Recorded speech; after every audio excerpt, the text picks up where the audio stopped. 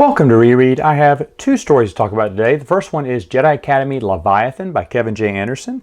This is a 4 comic book series by Dark Horse Comic Books. There's a lot of connections to the novels, a lot, but then no mentioning, like, hey, no referencing, hey, check out, the Jedi Academy trilogy or Darksaber or whatnot. And it's almost like all these events happen, so this was made just for people who read the books. I can imagine someone opening up a comic book going, ooh, something about a Jedi Academy, and not knowing what the heck any of the Jedi are talking about. And I think that was a miss there, because I think Kevin J. Anderson, he's referencing Thrawn and all these things that have happened in the books. Well, okay, just tell them what books are. Comic book readers would read novels too. I don't know, I kind of felt that was a little weird. Anyway, Kip and Dorsk 82, they go to the planet Corbus to investigate. Some miners have reached out to the New Republic and said they have trouble. They haven't heard from the mining colony. And the mining colony unearthed this bone, skull and bones of this big creature that I guess came to life. You're not really sure what happened. But anyway, Luke decides, hey, this is what the Jedi were made for. We're supposed to go out and help people. Of course, Leia doesn't have, she's still trying to form up and kind of consolidate the army. She didn't have resources to send out there. But then she realizes, hey, Luke is, I think Admiral Akbar suggested that. Luke is your brother. Doesn't he have Jedi? Can't we utilize some of them? She's like, sure. So Luke agrees. He sends Kip and Dorsk 82. Dorsk 82 has come. And again, they don't reference Darksaber. I mean, they reference it, but they don't say, this is from Darksaber. But he comes because he wants to see if he, like his predecessor, has the Force. He doesn't think he does, but he'd like to see. So Dorsk 82 is thinking outside of his clone heritage. And so Kip takes him under his wing. They go to this planet, and all the miners are dead. But for some reason, Kip can still feel them, can still hear them screaming and everything. So Kip spends a little while kind of like searching for something. He doesn't know what. Then all of a sudden he goes, there you are. And it's like the end of issue 2, and there's this huge beast. It's got to be like Godzilla size. And you're like, you had trouble finding him on the planet? I don't know. Magical Sith beast, the Leviathan, right? So there's one whole book. It's pretty good. One whole issue, I think, that Kip destroys the Leviathan, basically on his own. Now, Dorsk 82, he kind of leaves Dorsk 82 because he said, you don't have, you're weak in the Force or may not have the Force, so I don't want you to get killed. So Kip goes in search of the Leviathan on his own. Dorsk 82 wakes up and thinks that, Kip is lost or maybe in trouble, so he calls the Jedi Academy, and of course all his friends come, Streen and I believe Cam, and I still can't remember the Dothamor witch's name. Anyway, but they all come there, and as Kip defeats one, another one is there. There's a second one. They have to defeat that one too, and they have to stab through, I guess, the eyes or something like that to release the souls of the miners. The whole time Luke is going, I hope my students are all right. I would go with them, but I'm needed here at the academy. Nowhere else has Luke ever said, I need to be here. All my students go on an adventure. I will stay here at the academy. No, he's always leaving the academy, right? So it's kind of not like Luke to stay at home, but I wish Kevin J. Anderson would have spun it this way. This is a test. They must pass it themselves. I can't be there to help them all the time. They must do this by themselves. That is more realistic than him saying, I'd love to go, but who's going to babysit the academy? I don't know who babysat it during Darksaber and Planet of Twilight and Children of the Jedi. But anyway, after they defeat the second Leviathan and set all the souls free, Kip doesn't hear any more screaming anymore, and Dorsk 82 decides he wants to study to be a Jedi, because he thinks he has a little bit of the Force in him. It's all right. It's all right. I mean, I'm really happy to see artistic drawings of Streen and Kip and everything. Oh, by the way, Kip's lightsaber looks red in this one. Maybe it's supposed to be purple, but it looks red in this one. I mean, it could be. He could have his old Sith. He never got a new lightsaber. He still got one that he made when he was a Sith. Or not Sith, but a Dark Jedi.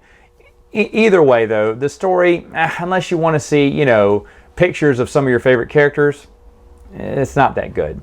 The next one I want to talk about is Shades of Grey. This is a short story that I didn't write down the author, but that's okay. It's about Tyler, who's a TIE fighter pilot. He just joins the Imperial Navy. He and his friends, they're all kind of new. They all become friends to get into the Empire. I had this one way off. This happens in between Empire and Return of the Jedi. I have no idea why I didn't have it off. The person who gave me the timeline had it off.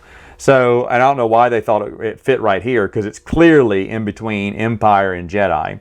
But there's someone came, Ertis, who suspects that his Commander Vinka, killed the captain, and Vinka did. He's trying to cover it up, but Vinka did it because he doesn't think the captain was a good captain, would have probably got them all killed, so he justifies it by, no, he had to die, I was protecting the crew.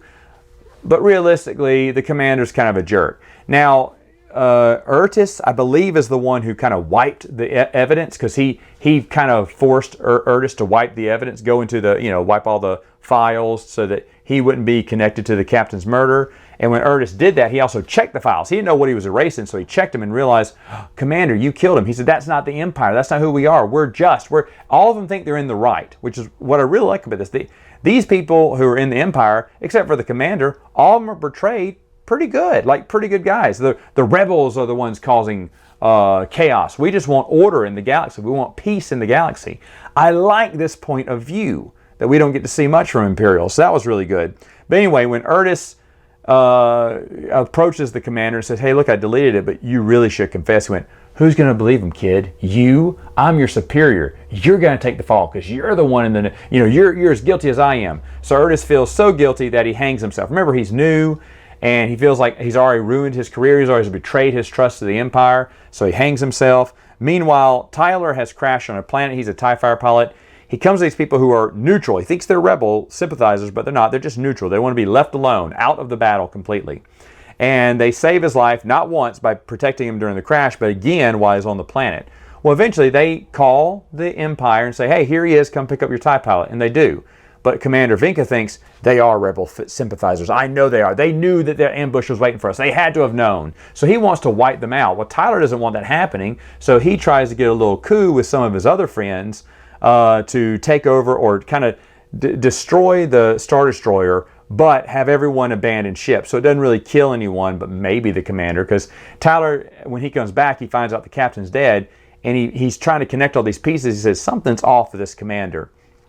Either way, their first coup fails when one of the people involved betrays them all, because none of this seems honorable. He's loyal to the Empire, and so they go into the prison when they're broken out by another superior officer who also doesn't trust the commander, and then he stirs up a big mutiny on the ship, which does eventually, their communications array was out, so the Empire doesn't really know what's going on with the ship. So when it explodes and Vinka goes down because this other, I can't remember, it's a colonel or something, kills him, and when he kills him, he gives the report saying the commander went down with the ship. It was a no-win situation. The rebels had us cornered, and he was honorable. Just trying to give him an honorable death, but not let anyone know that he killed him.